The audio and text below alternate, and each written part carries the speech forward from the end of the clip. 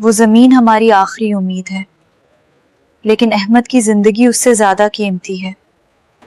ہمیں یہ سودا کرنا ہوگا۔ اب میں اس زمین کے اور بھی کم پیسے دوں گا۔ شہر کے ایک چھوٹی سی گلی میں اسلم کی درزی کی دکان تھی۔ دکان کیا تھی؟ بس ایک پرانی مشین اور چند لکڑی کے تختے تھے۔ اسلم کا ایک ہی اصول تھا، جو اللہ نے دیا اس پر شکر کرو، اور جو چھن گیا اس پر صبر کرو۔ اسلم کا گھر بھی نہایت سادہ تھا۔ شام کو جب وہ تھکا ہارا گھر لوٹتا تو اس کی بیوی رضیہ مسکرا کر اس کا استقبال کرتی۔ ان کا بیٹا احمد، جو بچپن سے ہی ٹانگوں کی بیماریوں کی وجہ سے چلنے پھرنے سے قاصر تھا، اپنے والد کو دیکھ کر کھل اٹھتا۔ آج میں تمہارے لیے ایک نئی کتاب لایا ہوں۔ اسلم نے پیار سے اس کے سر پر ہاتھ پھیرا۔ شکریہ ابا جان، لیکن اب اپنی دوائی لائے، آپ کو کھانسی زیادہ ہو رہی ہے۔ احمد نے فکر مندی سے پوچھا۔ اسلم نے مسکرا کر ٹال دیا۔ بیٹا، اللہ مالک ہے، وہ سب ٹھیک کر دے گا، بس تھوڑا صبر کرو۔ زندگی سکون سے گزر رہی تھی کہ اچانک محلے میں ایک بڑا برانڈڈ کپڑوں کا سٹور کھل گیا۔ اس کا مالک زبیر تھا، جو نہایت مغرور اور بدتمیز انسان تھا۔ اس نے اپنی تشہیر کے لیے اسلم کے گاہکوں کو توڑنا شروع کر دیا۔ ایک دن زبیر اسلم کی دکان پر آیا اور طنزیہ لہجے میں بولا، اسلم بھائی، یہ پرانی مشین بیچ کیوں نہیں دیتے؟ اب دور بدل گیا ہے، میرے سٹور پر آؤ، تمہیں وہاں نوکری دے دوں گا، ورنہ بھوکے مرو گے۔ اسلم نے سکون سے جواب دیا، زبیر صاحب، رزق دینے والا اللہ ہے، میری یہ پرانی مشین مجھے حلال کما کر دے رہی ہے، مجھے اس پر صبر ہے۔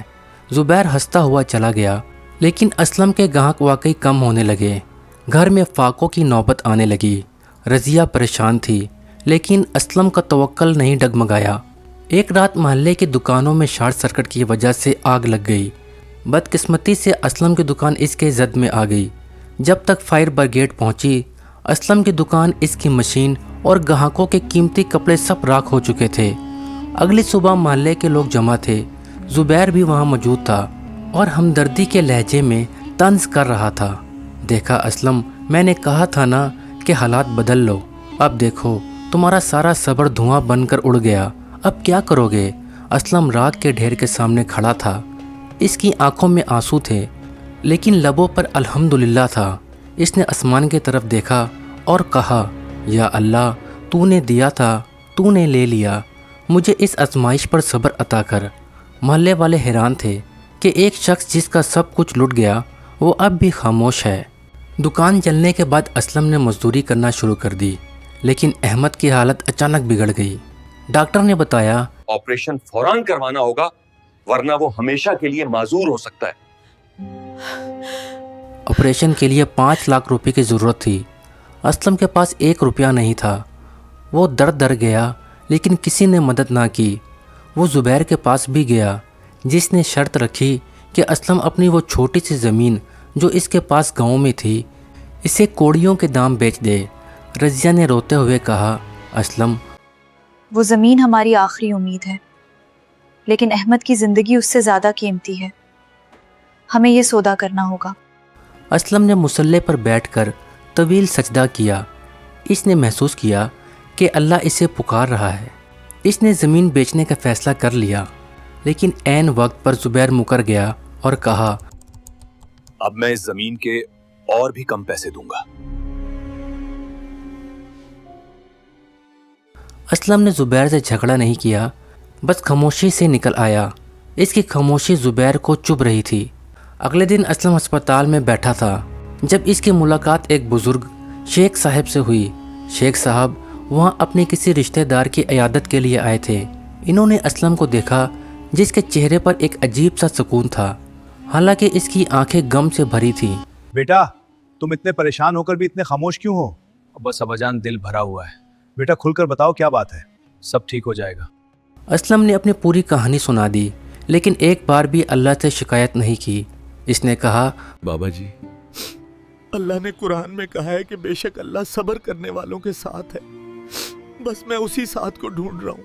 شیخ صاحب اسلم کے ایمان اور صبر سے اتنے متاثر ہوئے کہ انہوں نے فوراً ہسپتال کے انتظامیہ سے بات کی اور احمد کے آپریشن کے تمام اخراجات خود اٹھانے کا اعلان کر دیا۔ قدرت کا پہیہ گھومتا ہے، चंद महीनों बाद ज़ुबैर के बड़े स्टोर में एक बहुत बड़ा फ्रॉड पकड़ा गया। इसके पार्टनर्स ने इसे धोखा दिया और वो रातों रात सड़क पर आ गया। इस पर बैंक का कर्जा चढ़ गया और इसके घर की नीलामी की नौबत आ गई। दूसरी तरफ अहमद का ऑपरेशन कामयाब हो गया। वो अब बैसाखियों के सहारे चलने लगा था। शेख साहब ने असलम को एक नया सिलाई सेंटर खोल कर दिया, जहां असलम अब कई दूसरे गरीब लोगों को हुनर सिखा रहा था। एक दिन असलम अपनी नई दुकान के बाहर खड़ा था कि इसने ज़ुबैर को देखा। वो बहुत बुरी हालत में था। वो लोगों से उधार मांग रहा था। असलम ने इसे देखा तो इसके दिल में कोई कीना या बदला लेने की ख्वाहिश नहीं जागी। असलम ज़ुबैर के पास गया और इसे अपनी दुकान में ले आया। इसे खाना खिलाया और इसे कुछ रकम पेश की।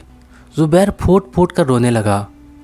असलम, मैंने तुम्हारे साथ कितना बुरा किया। तुम्हारी दुकान जलने पर मैं खुश हुआ, तुम्हें ताने दिए, लेकिन तुम आज भी वही साबिर असलम हो। मुझे आज समझ आया कि सब्र बुज़दिली नहीं बल्कि दुनिया की सबसे बड़ी ताकत है। असलम ने मुस्कुरा कर कहा, ज़ुबैर भाई, सब्र का मतलब ये नहीं कि इंसान कुछ ना करे। सब्र का मतलब है कि जब तकलीफ़ आए तो अपना लहजा तल्ख ना करो और अल्लाह पर भरोसा रखो। जो अल्लाह के लिए सब्र करता है, अल्लाह इसे कभी तन्हा नहीं छोड़ता। कहानी का इख्तिताम इस मंज़र पर होता है जहां अहमद अब बगैर किसी सहारे के चलकर अपने वालिद की दुकान पर आता है। असलम इसे देखकर सिजदाए शुक्र बजा लाता है। रज़िया घर में अल्लाह का शुक्र अदा कर रही है। महल्ले वाले अब असलम की मिसालें देते हैं। गली में वही रौनक है। वही पुरानी मशीन की जगह अब नई मशीनें हैं, लेकिन असलम का दिल आज भी वही पुराना है, सब्र और शुक्र से लबरेज। वीडियो के आखिर में रावी ये कहता है, प्यारे नाजरीन, ज़िंदगी में आजमाइशें सब पर आती हैं, लेकिन फ़र्क सिर्फ इतना है कि कुछ लोग टूट जाते हैं और कुछ लोग सब्र का दामन थाम कर निखर जाते हैं। याद रखिए, सब्र का मतलब हाथ पर हाथ रख कर बैठना नहीं, बल्कि अल्लाह की रज़ा में राज़ी रहना है।